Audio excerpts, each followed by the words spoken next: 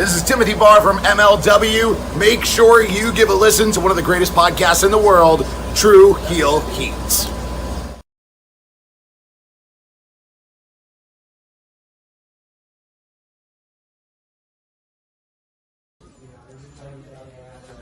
This is the knockout artist, Chris Hero. And if you're looking for some true heel heat, you better listen to them boys. Hello. It is me, your True Hill Phenom, SP3. We are back once again with another review, this time breaking down The Boys, Season 5, Episode 6, Though the Heavens Fall.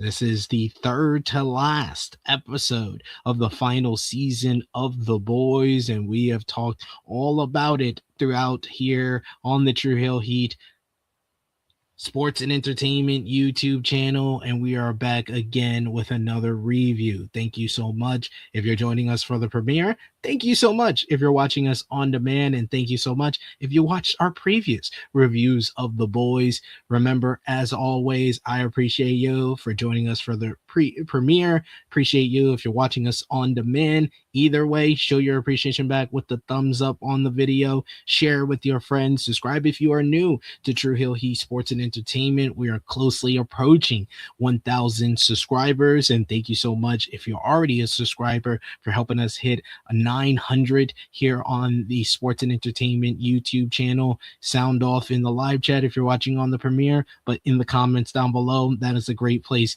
for you to keep the conversation going. Hype this video as well and show your support in that way.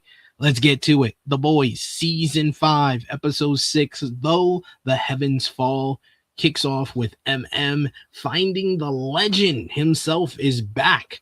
I think the last time we saw the legend was in Season 3 of The Boys, and he's working at a Vault movie theater, even though he's hiding out from Vault, which, hey, Paul Reiser, though, he's one of my favorites. I loved him in Beverly Hills Cops, that trilogy. I loved him in Stranger Things as well. He's just a good actor, but I like the legend character as well. He's very swarmy with everything that he does. And we have meeting up with him. They go into the movie theater and they have a conversation, and he convinces the legend to help him contact Bomb Site and get the V1.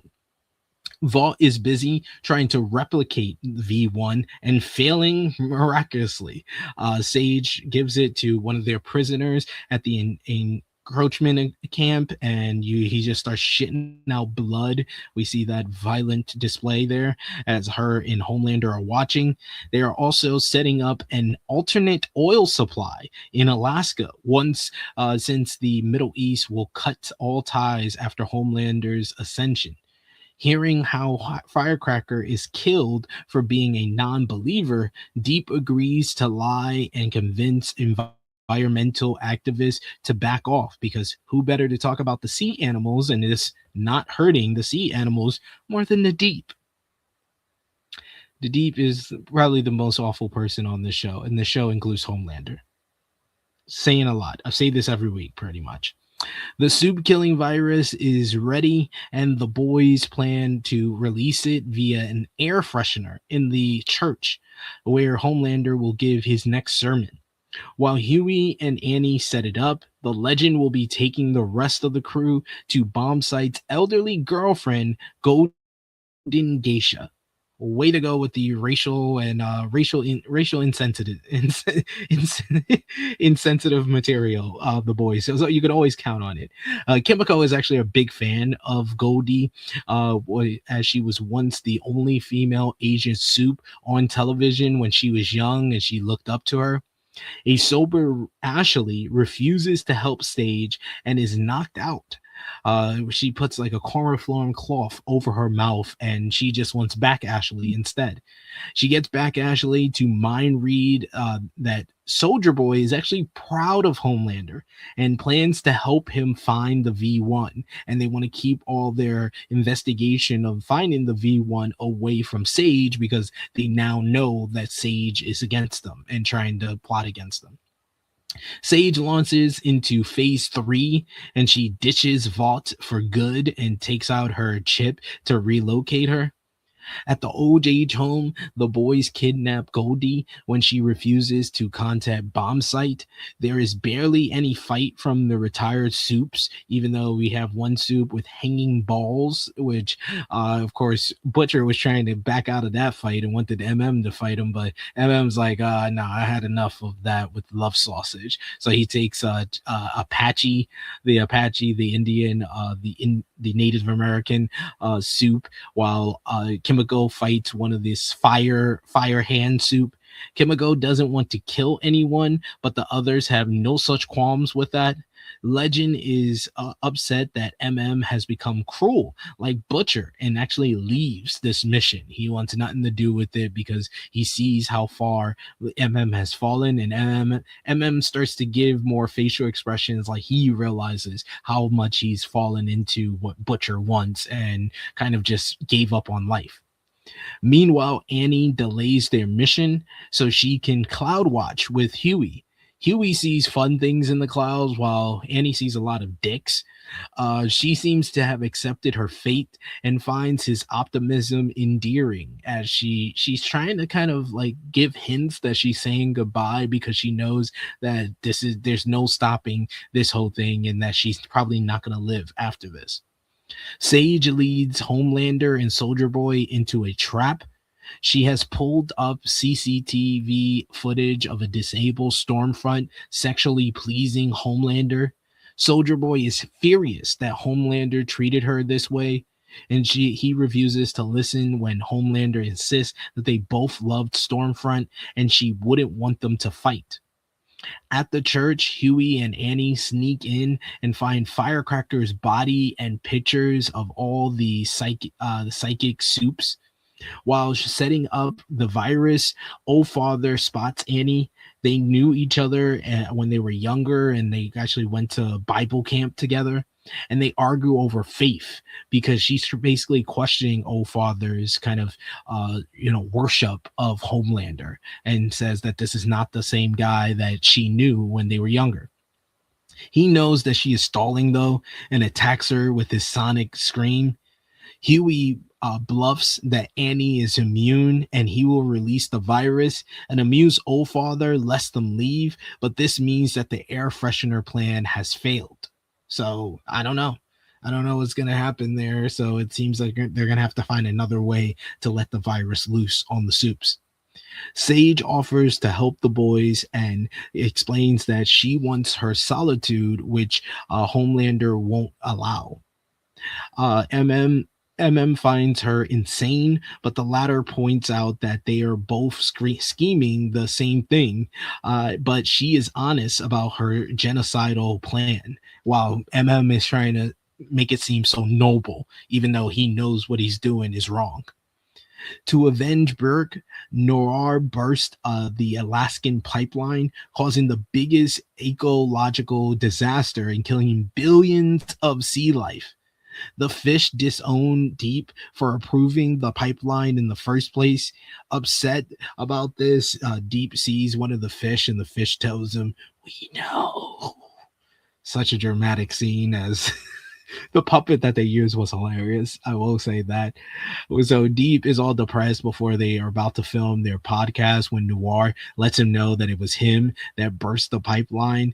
And this leads to Deep freaking choking this dude and killing him, stabbing him in the throat, making him bleed out all over the podcast desk, kind of like shocked by his own display of cruel like murder. He bursts out of the door and he leaves Deep. He leaves Noir just dead. So what is this now? 2 out of the last 3 seasons, Noir has been killed by his closest comrade. Damn shame. Goddamn shame. They keep killing the brothers. They keep killing the brothers in the 7. This is we see through it. We see through it. This is some racist shit. Some racist shit. Kimiko shares a moment with Goldie, and when Goldie learns they are after the V1, she is more than happy to help. She explains that Bombstipe stole it for her, but she prefers living a short but fulfilled life. Kimiko gets it and reveals that both she and Annie don't want to see their loved ones die while they say immortal. So it was like they want to live, but they want to live, but they don't want to be vampires. They don't know how it is to be vampires either. This means the new plan is to destroy the V1 as soon as they get it because they don't want anyone to have that type of power. We get Homelander. He goes after the Legend, who breaks quite easily after he murders one of the Legend's co-workers at the movie theater. However, all he leads the soup to is an empty base. He takes them to the base where the boys were staying. He even lets them know some interesting information about how the Golden Geisha has a life alert that can basically be located. Frustrated, Homelander wonders if the angel Madeline Vision has abandoned him. The Legend gives him basically a pep talk, not afraid of him at all, and tells him that you got to understand that this is what happens with power. Power is always going to lead to people going against you, and he said he's seen it time and time again, especially working for Vought. A surprised Homelander lets him go because he's been always kind of questioning about the people that are just afraid of him and following him, and the people that have genuine faith in him or genuinely like him or genuinely care about him this whole season. So to see someone who's not afraid of him and actually finds him quite endearing, saying like how pathetic he was like, but your power, you're special, that's talent. And he kind of takes that, and he takes that with pride, and he basically lets the Legend go, which he doesn't kill him automatically because the Legend actually listened, unlike Firecracker. But that's not the only reason why. The Legend has accidentally let it slip that Goldie has a Vought alert tracker, so that allows Homelander to call Vought and basically get the location of where Golden Geisha is. Elsewhere, we get Sage, who hints that Goldie will be tortured, and predictably, Bombsight shows up.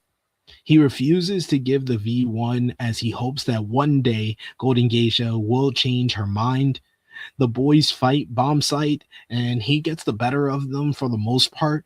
And at one point, Goldie actually saves Kimiko when Bombsight's about to hit her. She puts her protective kind of like bubble around her, kind of seeing a younger version of herself in Kimiko and saying that she doesn't want to see anyone else get hurt. At that point, Sage had already texted Soldier Boy and boast how people are always predictable.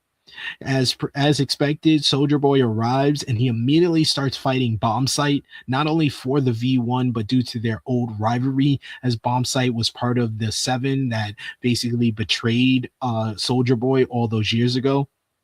The fight moves on to a field when Bombsight tries to fly away and he grabs onto him, and Soldier Boy once again says, "I hate flying," because I think it's because he's kind of jealous of it that everybody else around him are able to fly, but he's not. They hash out their old wounds because apparently both of them were in love with Stormfront. And he said that she always saw the best in him and saw him as the best that all of us could be, all of us soups can be. They come to an understanding, and Soldier Boy says that he can take away this pain, take away the V1, and take away his power so he could live out the rest of his life with Golden Geisha until, the best years of their life. So he uses his blast to basically take away Bombsight's powers so he can live out the rest of his life with Goldie. And in exchange, Bombsight gives him the V1. Homelander arrives and Bombsight runs off. In a twist of events, it seems like Sage believes that Soldier Boy is going to he's going to destroy the V1 because of the whole rivalry that she set up between them after seeing what Homelander had done to Stormfront. But Soldier Boy flips the script. He gives Homelander the V1. Stormfront was always chasing the idea of the ultimate soup, and Soldier Boy believes Homelander can help achieve her dream. And he says, Homelander questions this. He was like, "I thought you hated me." He was like, "I hate you, but I love her more than I hate you." So he gives him the V1. Homelander basically uses his X-ray vision to basically fry through his his outfit, his uniform, and his skin, because nothing else is kind of can impress and kind of go through his skin because he's Teflon basically, being a suit. And Homelander then injects himself with the V1 and is unable to stop his laser eyes. He just blasted in the air. Sage is shocked while Butcher tells all of them to run. Hell of a way to close this episode. Huge cliffhanger with just 2 episodes left in the season. And what the hell is going to happen now that Soldier Boy has given Homelander V1, and now Homelander is invincible. He's immortal now. He's going to live forever, and now he's immune to the virus. So how are we supposed to kill Homelander now? How is it going to happen? It now seems like Homelander is going to live past this whole season, and we're going to have a very dark ending to The Boys because Homelander can't be defeated now. So a hell of a way to close the show, and kind of depressing at the same time if you're rooting for The Boys. I don't know who is at this point, because The Boys, like I said in the last review, have kind of been the worst part of the season. Oh, we got a run-in. Poor mommy, she hurt herself. She hurt herself? How? She hurt her leg. Oh man, I'm gonna come see her leg. What do you see? We got the running. Y'all all wanted it. Y'all all wanted Harlem to be on one of these reviews. I'm sure y'all did. But we have come to the end of another review of The Boys season 5. So you know what time it is. Let me know in the comments. Let me know in the live chat if you're watching the premiere. What was your MVP, your LVP of this episode, your moment of this episode? Did you give this episode a thumbs up, thumbs down, thumbs in the middle? And out of 10, what did you give this episode of The Boys? But for me, for The Boys, season 5, episode 6, Though the Heavens Fall, in 3, 2, 1.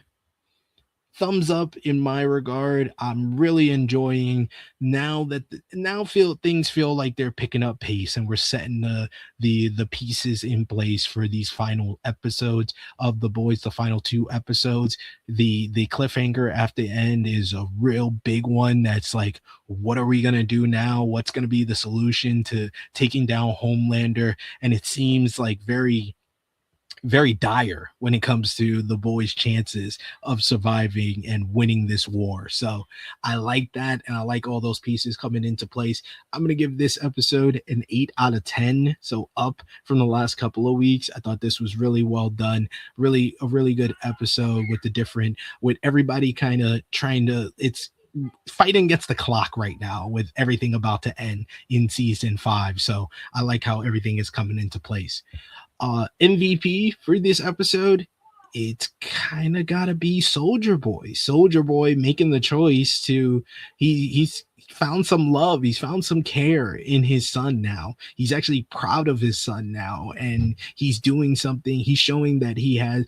I really feel like the whole meeting with Quinn from a couple of weeks ago have kind of changed his whole perspective on how he looked at Homelander, and he sees a little bit of himself, and he sees that extension of himself in his son right now. And he made that big decision of loving Stormfront more than he hates Homelander, and allowing Homelander to be immortal. He is the big winner. I mean, Homelander is a winner in this episode too, but it's really Soldier Boy who's the real winner in this one. Then I will go with LVP of the episode, Sage. It's got to be Sage, because she thought that everybody was predictable. Everybody was going to do what she thought they were going to do. And she always made it seem like she had this bigger plan. She had this different phases of her plan. And now her plan has just pretty much gone up in flames. And in the moment of the episode, I gotta give it to Homelander injecting himself with the V1, and just that cliffhanger ending where we don't know what direction this is gonna go next, and if they can even kill him, if they can find another way or make a stronger virus, what's gonna happen next.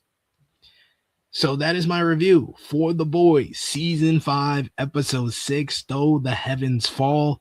That is what I thought about the episode. But what did you think about The Boys Season 5, Episode 6? Let me know in the comments down below. Join us back here next week for the next review of The Boys Season 5, as we got 2 more reviews before the end of the season, but we'll have plenty of more content when it comes to The Boys. I'll be doing retrospective reviews for Season 1, for Season 2, Season 3, Season 4. We'll do a character ranking and a season ranking for The Boys as well. So be on the lookout for all of that. Hit the subscribe button, hit the bell to stay notified for all the great content here, and check out all the rest of our Boys content. The Boys Season 5 Episodes 1 and 2 review. Check out our Boys Season 5 Episode 3 review. Check out our Episode 4 review. And last week we had our Episode 5 review for One Shots.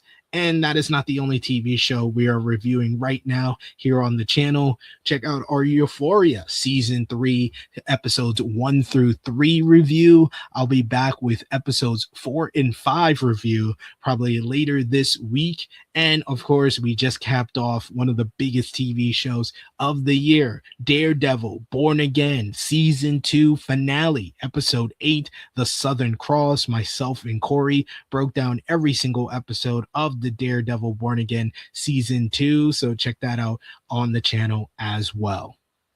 With the semifinals of the NBA playoffs about to wind down as well, we'll be back with True Heel Heat Check probably this coming Sunday, so be on the lookout for that. So hit the subscribe button, hit the bell to stay notified for all the great content here, and help us out. Tell a friend to subscribe for more sports and entertainment content. It is me, your True Heel Phenom, SP3. This has been our The Boys Season 5, Episode 6, Though the Heavens Fall review. We are signing off until next time.